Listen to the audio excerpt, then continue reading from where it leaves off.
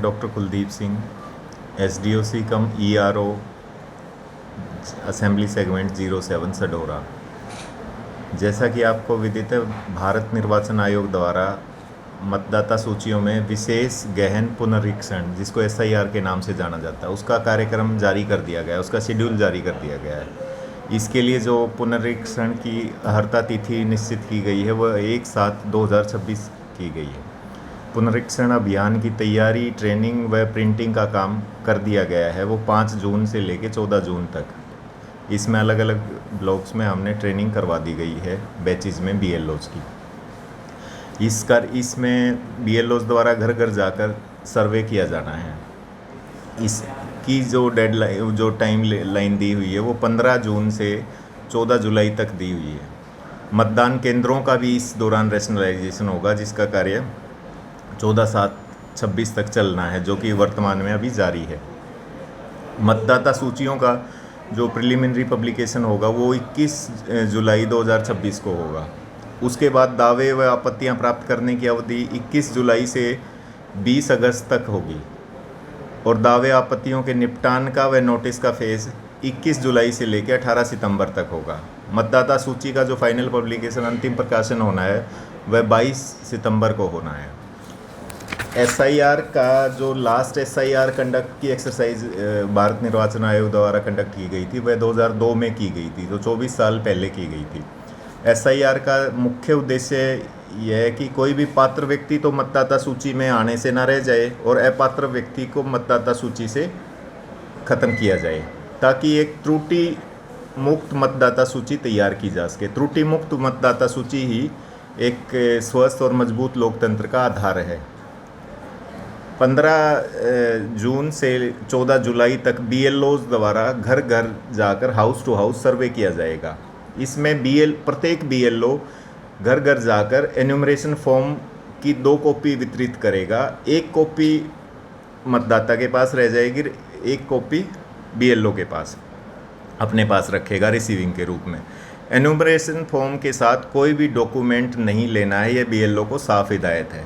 हमने 259 बूथ हैं, 259 ही बीएलओ नियुक्त कर रखे हैं। हर 10 बीएलओ के ऊपर एक बीएलओ सुपरवाइज़र है, तो 27 बीएलओ सुपरवाइज़र्स हैं, जिनकी पूर्णतः ट्रेनिंग करवा दी गई है और जिनको भारत निर्वाचन आयोग से जो भी दिशा निर्देश आए हुए हैं उनके बारे में अच्छे से ट्रेन कर दिया गया है। एन्यूमरेशन फॉर्म के साथ it has been made very clear कि कोई भी डॉक्यूमेंट उनको नहीं लेना है। एन्यूमरेशन फॉर्म पर मतदाता या मतदाता के परिवार के मुखिया द्वारा हस्ताक्षर भी किए जा सकते हैं।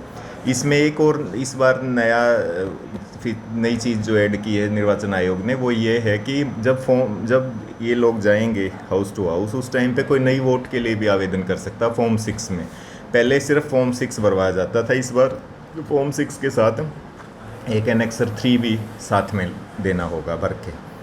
तो फॉर्म 6 जैसे नई वोट के लिए होता, फॉर्म 7 डिलीट के लिए होता, फॉर्म 8 जो होता है वो करेक्शन, शिफ्टिंग इत्यादि के लिए होता है।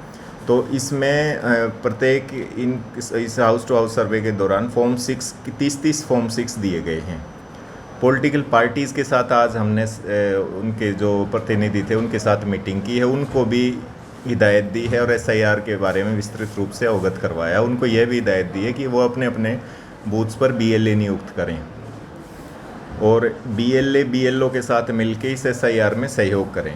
बीएलओ सुपरवाइज़र द्वारा प्रत्येक बीएलओ जो फॉर्म एनुमरेशन फॉर्म भरेगा उनको भी चेक किया जाएगा, कि ताकि एक डबल चेक सिस्टम लगाया गया है, ताकि किसी प्रकार की कोई त्रुटि बीएलओ के स्तर पर भी ना रह जाए। बीएलए के साथ बीएलओ भी मीटिंग करेगा और उस मीटिंग की मिनट्स ऑफ मीटिंग तैयार करके बीएलओ ऐप पर अपलोड करेगा। जी धन्यवाद।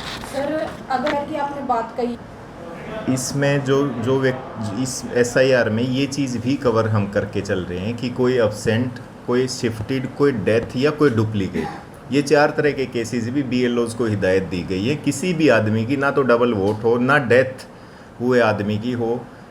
जैसे जब बीएलओ फॉर्म वितरित करेगा तो घर पे अगर वो बंदा नहीं, वो कोई भी व्यक्ति जो वहाँ नहीं है, तो उसकी अब्सेंट की उसके नोटिस में आ जाएगी। और दूसरा ये है कि लार्ज स्केल पे काम तो 86.44% तो काम हमारा हो चुका है।